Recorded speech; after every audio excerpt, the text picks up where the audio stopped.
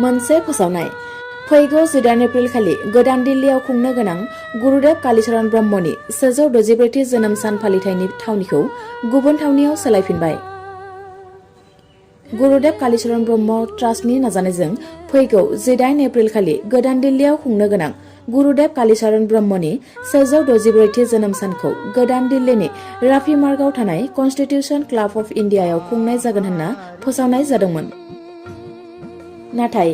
बे फालिथायाव 200 सानिबो गोबां भक्त बिथांमोना बाहागो लानो फैगोननि थाखाय बे कन्स्टिटिउशन क्लाब अफ इन्डियानि जथुमसालिया 200 साल' जिरायजानायनि खाबु थानायलाय बे थावनिखौ सोलायनानै 200 सानिबो बांसिन जिरायनो हानाय बायदि गोदान दिल्लीनिनो मालविया नगराव थानाय 7 बेटेलियन DAP पुलिस कमप्लेक्सनि एयार कन्डिसन कमिउनिटि सेन्टाराव खुंनो थाखाय जथुमसालिखौ थि खालामफिननाय जाबाय।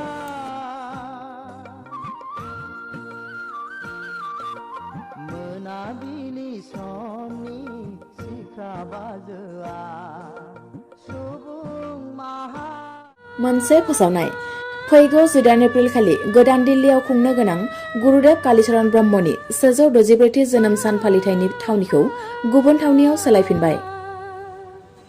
गुरुदेव कालीचरण ब्रह्म ट्रास्टनि नाजानायजों फैगौ 18 एप्रिल खालि गोदान दिल्लीयाव खुंनो गोनां गुरुदेव कालीचरण ब्रह्मनि 464थि जोनोम सानखौ गोदान दिल्लीनि राफि मार्गआव थानाय कन्स्टिटिउशन क्लाब अफ इन्डियायाव खुंनाय जागोन होनना फोसावनाय जादोंमोन। नाथाय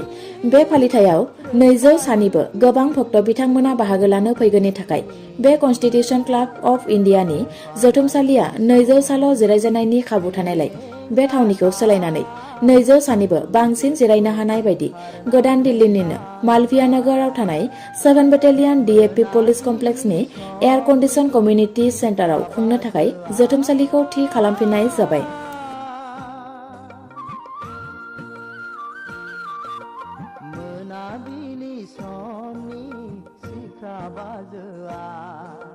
सुबुं माहारि